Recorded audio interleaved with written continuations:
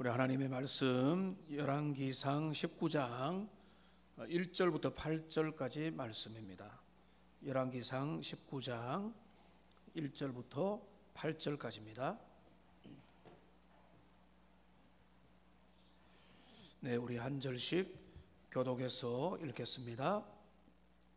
아합이 엘리야가 행한 모든 일과 그가 어떻게 모든 선지자를 칼로 죽였는지를 이세벨에게 말하니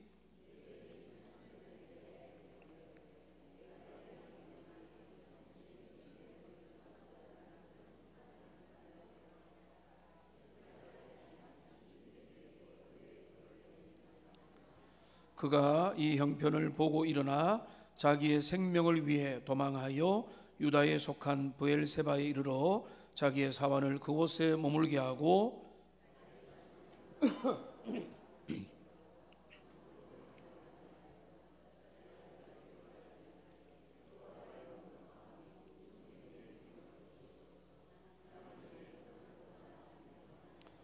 로뎀나무 아래에 누워 자더니 천사가 그를 어루만지며 그에게 이르되 일어나서 먹으라 하는지라.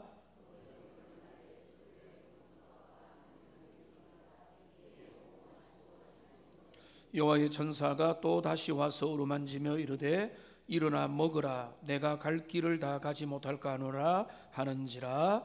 이에 일어나 먹고 마시고 그 음식물의 힘을 의지하여 40주 40야를 가서 하나님의 산 호렙에 이르니라. 아멘.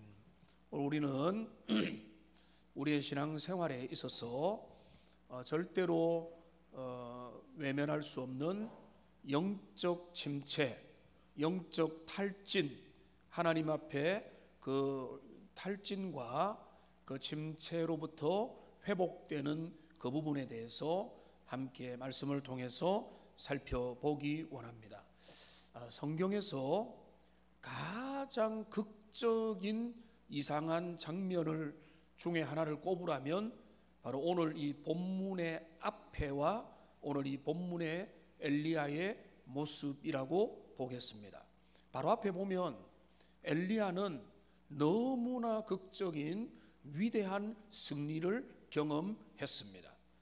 그는 갈멜산에서 바알 선지자 그리고 아세라 선지자 850명과의 일대 수백 대의 싸움에서 하나님의 권능으로 불이 하늘에서 임해서 제단을 그 물로 완전히 적셔진 제단을 하나님의 불이 완전히 핥고 지나가시는 그것을 경험했습니다. 그리고 그뿐만 아니죠. 지난 금요일 날 살펴본 대로 엘리야는 이제 비가 오는 소리를 듣나이다. 그리고 지금 빗소리가 전혀 보이지 않는 현실 속에도 주님의 약속을 믿고 지금 비가 옵니다. 아합 왕이여 마차를 준비하십시오 라고 말하면서 담대하게 말했고, 아니나 다를까 7번 사환에게 가라고 했을 때 사환이 가보고 안 보입니다 했는데 7번째 뭐였습니까? 손만한 작은 구름을 보고는 이제는 하나님의 응답이 주었다 하고 그가 마차를 준비시키고 어떻게 되는가 하면 아합 왕은 마차를 타고 이제 이스라엘로 가는데 엘리야는 어떻게 됐습니까? 하나님의 권능의 힘을 가지고 그는 빗속을 달려갔습니다. 하나님의 은혜로 마차보다 더 빨리, 말보다 더 빨리 달려갔습니다. 이게 제일 은혜롭고 탁월하고 영광스러운 승리의 엘리야의 모습입니다. 그런데 오늘 우리가 읽었던 이 본문은 믿어지지가 않습니다. 오늘 본문은 내용이 완전히 급변합니다. 1절 2절에 보니까 아합이 그 모든 일어난 일을 이세벨에게 말을 하니까 악한 왕비 이세벨이 뭐라고 이야기하는가 하면 내가 내일 이맘때에는 반드시 너의 생명을 저 사람들 중 한 사람의 생명과 같게 하리라. 엘리야를 죽이겠다라고 하는 협박과 공갈과 위협이었습니다. 그런데 우리가 생각할 때는 이런 협박과 위협 앞에서 엘리야는 눈 하나 깜짝하지 않고 믿음의 사람으로 나갈 것 같은데, 이 모든 이세벨의 협박에 엘리야는 무너져 버립니다.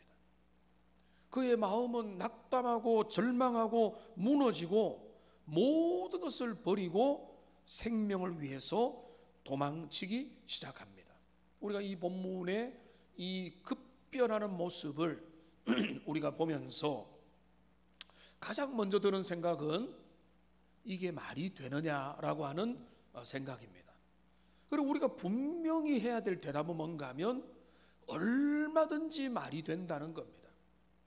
얼마든지 이런 일이 일어날 수 있다는 것입니다. 위대한 승리를 경험하고 탁월한 믿음을 가지고 주님 앞에 서 있었지만은 한순간에 자신의 믿음 하나도 못 지키고 생명도 주님 데려가 달라고 하는 완전히 낙담하고 탈진한 이 모습, 사람이 어떻게 그럴 수 있느냐고, 당신에게 믿음이 있느냐라고 그렇게 말하면 안 되고, 오히려 정반대로 이게 하나님의 사람의 모습이고, 이게 지극히 인간적인 모습이고, 우리도 그럴 수가 있다는 것을 우리가 이 말씀을 통해서 살펴봐야 됩니다. 갈멜산 정상의 영적인 거인이 광야 로뎀나무 아래에 지독한 낙심자가 되어 있습니다. 우리가 많은 연구들이 되어 있는데요, 이 본문을 가지고 영적인 탈진의 문제로 접근하고 있는데, 그게 옳습니다. 번아웃, 영적인 침체, 탈진의 현상이 엘리야에게 찾아왔고, 이 엘리야에게 다가온 탈진은요, 제가 설교 준비는 다 끝내놨지만은 아까 쉬는 시간에 다시 조금 보니까 성도들 중에서 60% 정도가 탈진을 인생 가운데 경험한다는 것입니다. 믿음의 사람에게도 영적인 침체는 찾아오고, 중요한 것은 그 침체를 얼마나 건강하게 마주하고 잘 이겨내느냐, 번아웃 증후군을 어떻게 이겨내느냐, 이게 훨씬 더 중요한 것입니다. 큰 승리를 거두고 난 다음에, 엄청난 응답이 있고 난 다음에 빠져들 수 있는 허탈과 영적인 공허함, 이런 부분에서마저도 우리가 볼 때, 이제 내용으로 보기 전에 또 하나 우리가 볼 수 있는 건 뭔가 하면, 엘리야도 지극히 정상적인 연약한 인생이라는 것입니다.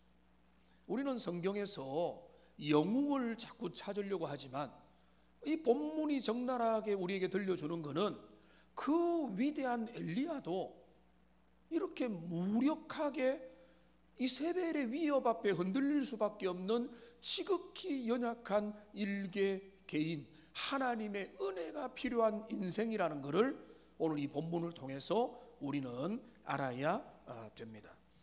우리가 몇 가지를 말씀을 통해서 보겠는데, 엘리야는 왜 이런 영적인 탈진 속으로 나가게 되어 버렸을까?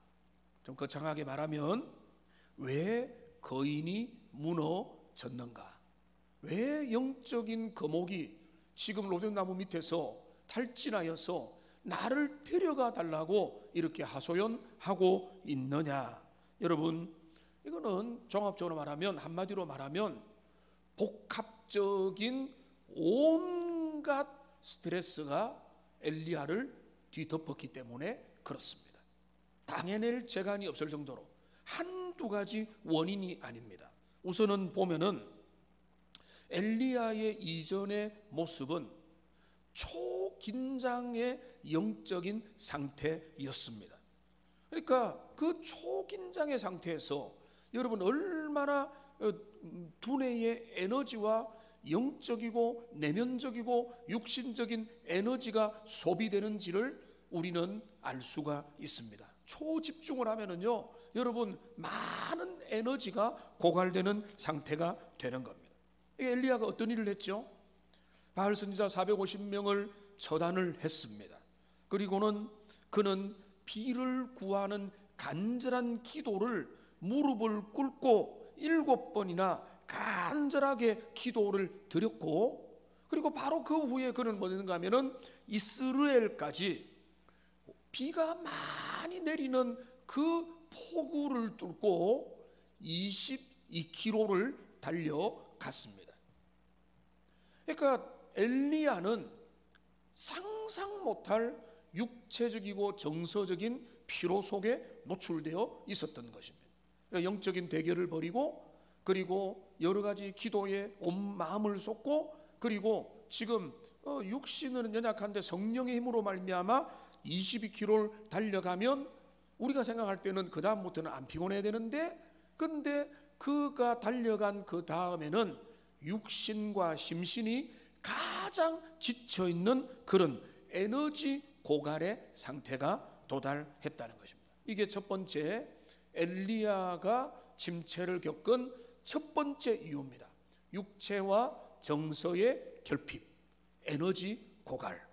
이게 첫 번째 엘리야의 원인입니다. 그래서 침체한 사람들 보면은 에너지가 빠져 있습니다. 엘리야도 마찬가지입니다. 그 다음에 두 번째는요, 그의 기대가 산산조각 났다고 하는 충격적인 현실 인식 때문에 그렇습니다. 엘리야가 하나님의 말씀에 순종해서 비가 그치리라, 비가 내리리라, 하나님이 불로서 응답하리라, 이런 어떤 사인들을 가지고 말씀 앞에 서면 엘리야는 어쩌면 이스라엘 전체가 회개하고 결단하여 주님 앞에 돌아올 거라고 생각하고 기대를 했을 것입니다. 그런데 엘리야의 능력의 순종 바로 직후에 뭐가 나오는가 하면 완전히 이세벨을 통해서 위협과 핍박과 공격이 더 세게 다가온 것입니다.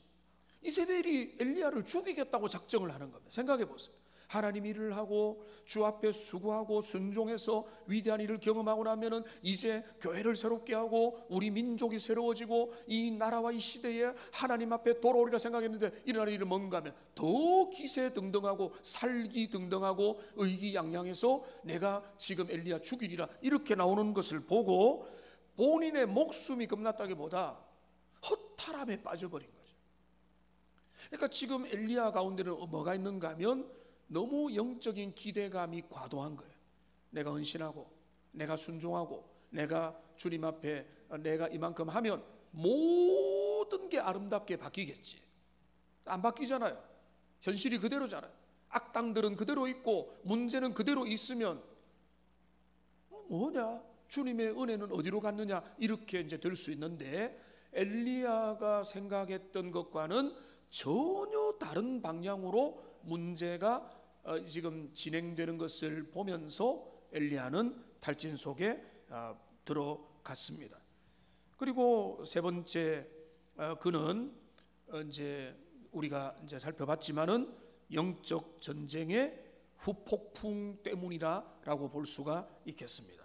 그러니까 이세벨의 위협은 신약 성경 계시록에도 나타난 대로 마귀 사탄의 공격입니다. 하나님의 일을 하고 주님 앞에 수고하고 헌신하면은요 세상이 다 승리로 가느냐? 아닙니다. 오히려 영적 전쟁으로 그 내면을 공격하고 공동체를 공격하고 하는 일들이 더 많이 일어날 수 있다는 겁니다. 그러니까 이 전체를 정리해 보면 이 엘리야를 급습한 거는 육체적인 피곤함, 심리적인 절망, 영적인 공격, 이런 것들이 내외적으로 계속해서 갑자기 몰아닥치니까 엘리야가 로뎀나무 밑에 덜썩 주저앉아서 여기가 조사오니 이제 그만이 오니 나를 데려가 주십시오 라고 그가 하나님 앞에 하소연한 것입니다. 이게 탈진의 현상들, 탈진의 이유가 되겠습니다.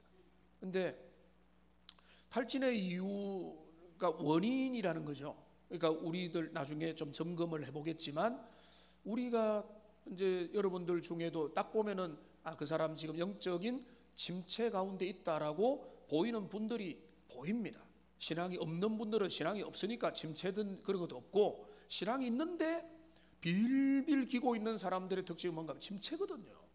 근데 그거를 알아야 되는데, 두 번째 중요한 건 뭔가 하면 그 영적인 침체가 나타날 때 보이는 대표적인 현상들이 있습니다.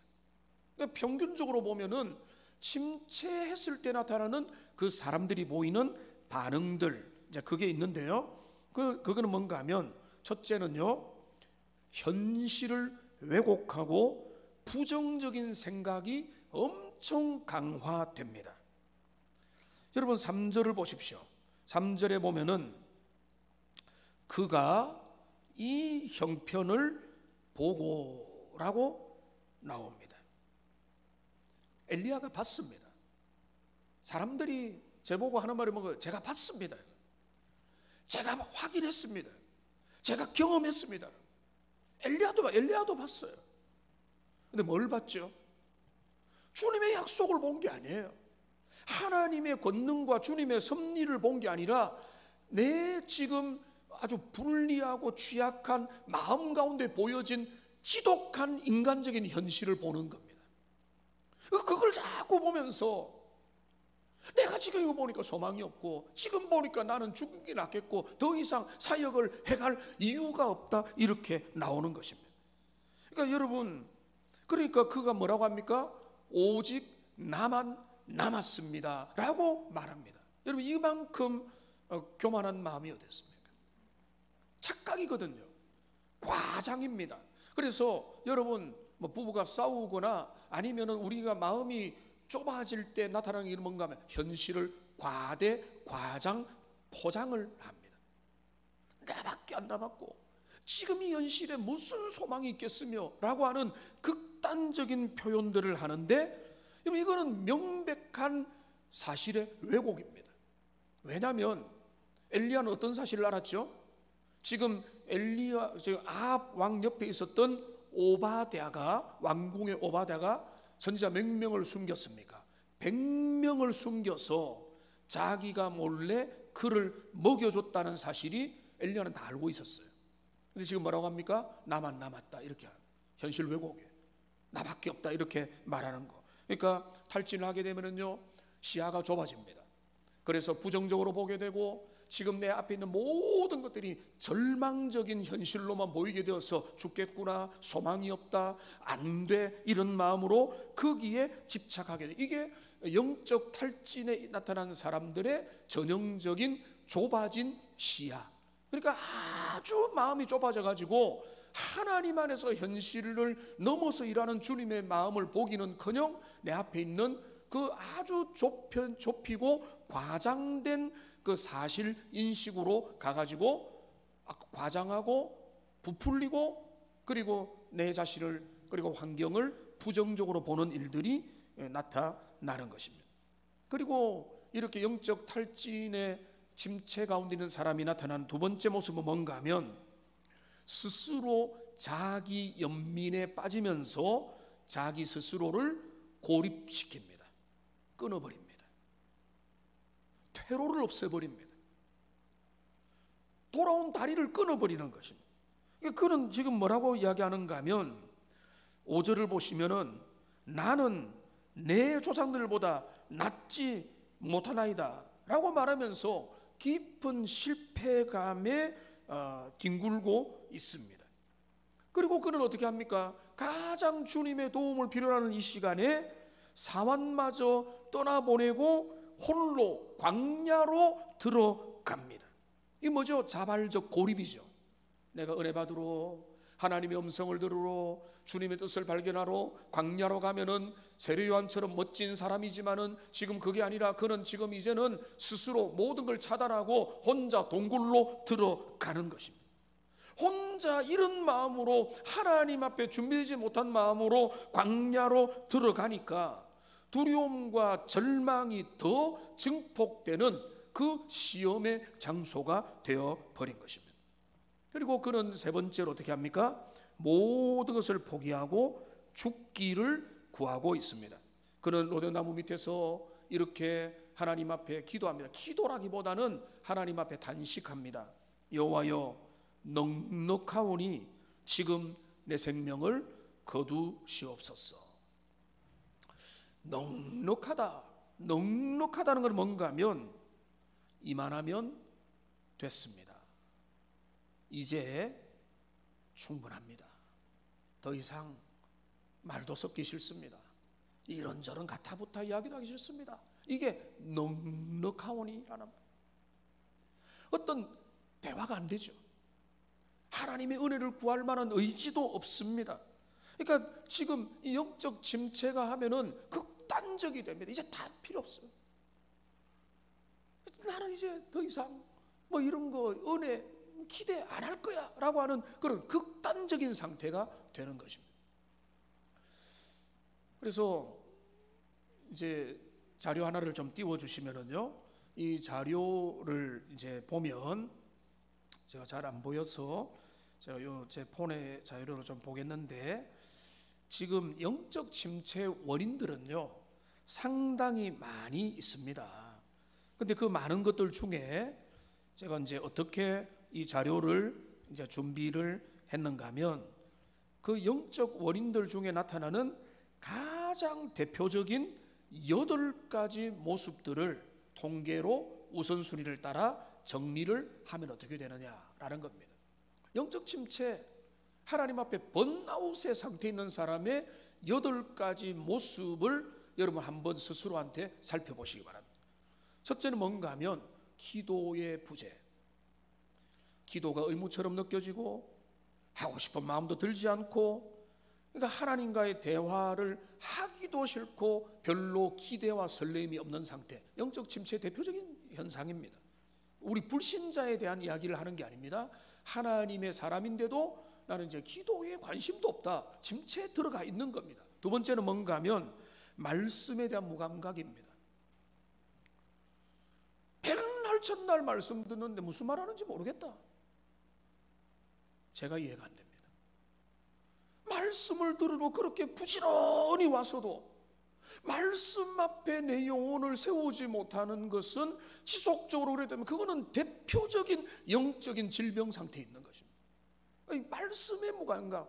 내가 말씀 듣기 원합니다. 내가 말씀 앞에 내 자신을 세우기 원합니다. 이 말씀이 나에게 거울이 되기 원합니다. 오늘 아까 찬양한 대로 그 말씀 앞에 목숨을 걸기는커녕 그 말씀에 별로 무관심하고, 뭐 말씀 뭐 어제 들었고 그제도 들었고 평생 들었는데 뭐 지금 이제 말씀 듣기도 싫다 하는 분 아무도 없죠. 말씀의 무관심은요 영적 침체의 대표적인 현상입니다. 그 다음에 세 번째는 뭡니까? 기쁨과 평안의 산실이에요. 마음에 강 같은 평화가 없어요. 그 사람 보면 스트레스 가득입니다.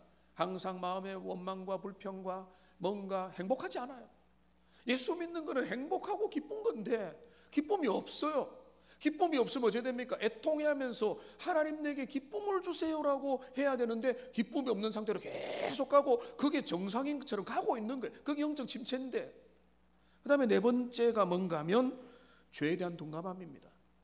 어쩔 수 없어, 다 이렇게 살아라고 하는 적당하게 타협하고 죄에 대해서 무뎌지고 양심의 가책을 받지도 않고 내가 그냥 뻔뻔하게 그냥 일을 행하는, 그러니까 점점 마음이 양심이 무뎌지는 거, 그 영적 침체의 대표적인 모습입니다. 그 다음에 다섯 번째 뭔가 하면 예배를 형식적으로 드려요. 예배를 드리는데 무슨 예배를 드렸는지, 내가 찬양을 할 때 내 마음을 얼마나 함께 했는지, 이런 거에 대해서는 진짜 문제가 되는 거예요. 예배에 감동도 없고 감격도 없고 은혜도 없은 지 오래다. 없을 수 있죠. 근데 그게 너무 자주 되고 습관적으로 되고 예배만 오면 졸고, 제가 이제 믿음 없거나 연약하거나 삼교대하거나 또 그래가지고 저런 분들은 하나님이 잠을 주신다고 하지만 예배만 드리면 존다는 거는, 그거는 문제가 있는 거죠. 그거는 내 마음에 하나님의 말씀에 대한, 예배에 대한 감격에 문제가 생긴 것입니다. 그 다음에는 또 영적 침체가 지속되어 있는 그 이제 만성화되어 있는 사람의 모습이 뭔가 하면 감사보다 불평입니다. 항상 입에서 불평, 부정적인 이야기, 그리고 여기 보면 모든 것들의 부정적인 이야기들이 계속 뒤따라옵니다. 그게 침체된 사람의 전형적인 모습입니다. 하나님의 선하심과 하나님의 일하심과 주님의 섭리를 기대하며 지금은 연약하지만은 하나님이 이끌어 가실 겁니다 라고 하는 믿음으로 우리를 이끌기는커녕 계속 부정적인 이야기를 하면은 이미 그 부정적인 상태가 내면에 완고하게 굳어져 있는 상태라는 거예요. 이게 영적 침체의 모습이고요. 그 다음에 7번째 뭔가 하면 비판과 용서를 하기가 어렵습니다. 용서를 안 해요. 완고해요. 그러니까 다른 사람을 비난은 잘하는데 용서를 못해요. 내가 용서할게요, 용서해 주세요, 이 말을 못해요. 왜? 인간적인 마음이 있으니까 그런 겁니다. 하나님이 은혜 받으면 뭡니까? 은혜는 뭡니까? 용서를 잘해요. 너그러워져요. 그럴 수 있죠. 당신의 연약함이 당신이 그거를 문제라고 생각하면은 제가 용서하겠습니다, 용납하겠습니다, 부드러워지는 겁니다. 근데 이게 딱딱하면은 용서 안 해요. 내 기준으로 가는 겁니다. 용납 안 하고 정죄하고 평가하고 비방만 하는 것입니다. 마지막에 또 이것도 당연하죠. 삶의 우선순위가 뒤엉켜져 버립니다. 주일 오전 예배 겨우 드리고 오후 예배는 정죄하는 거 아닙니다. 어느 순간에 안 보이고 멀어지고 이 세상을 사랑하는 마음들은 더 가까워지고 주님 앞에 있어야 될 자리, 모여야 될 하나님이 기뻐하는 자리, 섬김의 자리에서는 안 보이고 세상의 자리, 주님이 별로 기뻐하지 않은 자리에는 더 많은 시간을 쓰는 거, 전형적인 영적 침체의 모습이 된다는 것입니다. 이 8가지가 구역장님들 카톡에다 하나 올려드릴 테니까 이거는요 요즘에 재주가 좋아가지고 제가 입력을 하니까 챗GPT 인공지능이 잘 이렇게 만들어 준 거예요. 그래서 너무 잘 만들어서 여러분 앞에 이제 보여드리는데, 중요한 거는 스스로를 진단해야 되는 것입니다. 하나님의 사람들은 내가 어떤 단계에 있는가, 영적 침체와 영적인 번아웃의 증세로 내가 지금 힘든 상태에 있지 않는지 돌아보고, 그리고 원인을 발견하고 어떻게 회복될 것인지를 주님 앞에 돌아봐야 됩니다. 자, 다시 말씀드리지만은 엘리야 같은 그 위대한 주님의 사람마저도 너무나 어이없는 그 이세벨의 유혹 앞에 속절없이 무너져서 로뎀나무 밑에서 주님 내 목숨을 데려가 달라고 하는 극단적인 시야와 좁아진 시야와 극단적인 발언과 소망이 없다고 하는 아주 부정적인 마음이 그의 영혼을 휩쓸었던 것입니다. 그러니까 이 내용을 보면서 우리는 어떻게 이럴 수가 있느냐, 이렇게 접근하면 안 되고요, 이럴 수가 있구나, 이게 인생이구나, 우리도 그렇구나 라고 하는 것들을 항상 이해를 해야 됩니다. 우리가 이제 마지막 다룰 것은 이 상한 종을 우리 하나님께서 어떻게 회복시켜 가시는가 라고 하는 부분을 함께 살펴가기 원합니다. 먼저 하나님은 책망 대신에 어루만져 주십니다. 하나님은 엘리야에게 네가 어찌 이럴 수 있느냐라고 책망하지 않으시고, 우리 주님은 천사를 보내어서 그를 어루만져 주셨습니다. 7절을 보십시오. 5절에 보면은 천사가 그를 뭐 했죠? 어루만지셨죠. 7절에 뭐 했죠? 천사가 또다시 와서 어루만지셨습니다. 논리적인 설명, 비전 제시, 합리적인 설득, 그게 아니죠. 하나님께서 찾아오셨습니다. 어루만져 주셨습니다. 옆에서 등 두드려주고 손잡아주고 그 연약한 엘리야 옆에 같이 있어 준 것입니다. 여러분, 이것은 우리 예수님께서 그 실패한 제자들을 찾아가는 장면을 떠올리게 합니다. 예수님은 혼나야 될 베드로 일당들을 너 옆에 무릎 꿇고 손 들고 있어라, 라고 했습니까? 아니죠. 숯불을 펴고 생선을 구워서 와서 밥 먹자 라고 하시죠. 우리 주님이 우리 같은 인생을 다루는 방식이고, 사랑 많은 부모가 자녀를 다루는 방식이지 않습니까? 우리 주님은 그렇게 엘리야를 다루시는 겁니다. 그러니까 그를 어루만져 주시는 거예요. 그리고 그에게 뭘 주십니까? 우선은 먹을 것을 주십니다. 왜 먹을 걸 주죠? 엘리야가 지금 탈진해 있거든요. 배도 고프거든요. 그는 굶주렸고 지금 모든 게 입맛도 없는 상황이니까 그 엘리야의 기본적인 필요를 6절에 보니까 숯불에 구운 떡과 한 병 물을 우리 하나님이 공급을 해주시는 것입니다. 그러니까 엘리야, 우리의 탈진이 회복되는 것은요, 하나님의 위로입니다. 그런데 이 위로가 지금 엘리야에게는 천사가 나타났지만 우리 중에 누군가도 그런 위로자가 될 수가 있습니다. 어떻게 해요? 정죄하고 욥의 세 친구처럼 따져들고 당신이 어떻게 그럴 수가 있어? 라고 해가지고 위로가 안 됩니다. 그 위로는 뭔가 하면 성령의 사람이 옆에 가서 어루만져주고 밥 먹여줄 때 거기에서 위로가 일어나게 되는 것입니다. 엘리야는 우선 엘리야의 지친 몸과 마음이 그런 것으로 따뜻한 그 소박한 그 어루만짐으로 우선은 회복되기 시작합니다. 그 다음에 두 번째 엘리야 회복의 모습을 보면은 하나님은 엘리야를 그냥 우쭈쭈 해가지고 엘리야 기분 좋게 만드는 게 회복의 본질이 아닙니다. 오늘 많은 사람들이 오해하고 착각하는 것 중에 하나가 뭔가 하면 상담과 위로의 본질을 잊어버리는 것입니다. 그러니까 하나님은 엘리야를 그 평범하지 않은 하나님의 기적의 음식을 먹여서 그를 어떻게 하는가 하면 8절을 보십시오. 그 음식물의 힘을 의지하여 40주 40야를 가서 하나님의 산 호렙에 이르게 만들었다. 그러니까 이거는 뭔가 하면 이 음식이 얼마나 비상 음식이잖아요.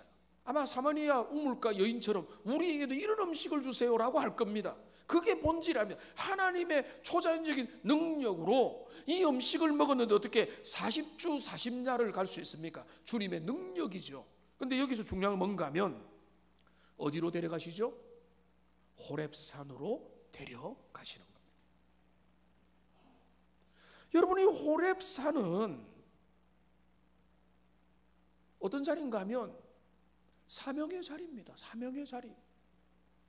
로뎀나무 밑에서, 여러분 교회 카페 이름 중에 로뎀나무 아래 이런 카페도 많지만은 로뎀나무 밑에서 쉬는 거는 필요하지만은 로뎀나무 밑에서 계속 있게 만드는 게 주님의 회복의 방향이 아니거든요. 그 로뎀나무에서 새 힘을 얻어가지고 어디로 가야 되는가 하면은 호렙산으로 가는 것입니다. 그러니까 엘리야를 불러서 그 영적 침체에서 회복되면 뭔가 하면 작은 일이라도 섬기고 주님이 원하는 자리에 가고 예배를 드리고 하나님 앞에 찬양하고 믿음의 원 위치를 새롭게 회복을 해가는 게 진짜 회복이지, 이거 안 해 저거 안 해 하고 다 도망다니고 해가지고 그런데 내가 그냥 육신적으로 평안하다, 그만으로 우리의 진정한 회복이 될 수가 없다는 것입니다. 또 하나 주님의 회복의 모습에 특징적인 게 있습니다.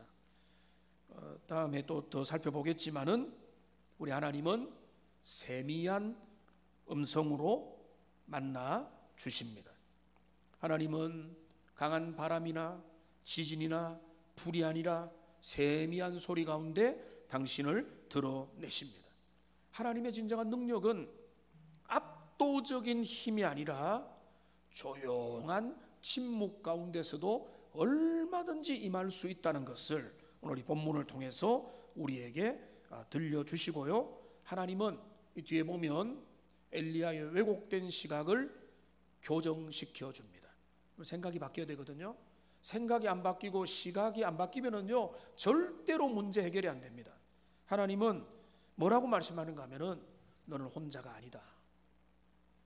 바알에게 무릎 꿇지 않은 7천이 남아있다라고 시야를 교정시켜 줍니다. 저밖에 안 남았습니다라고 하는 그 초라하고 그 위협적인 그 마음에서 하나님이 아니야, 네가 진짜 여간을 열어서 보면은 바알에게 무릎 꿇지 않은 7천 명이나 남아있다, 여전히 남아있다, 주님의 그 소망은 끊어지지 않았다라고 하는 그 비전을 볼 수 있도록 하나님이 그 시야를 교정시켜 주시는 것입니다. 그리고 그를 어디로 데려가시는가 하면 이제는 엘리야를 향해서 후계자를 세워라.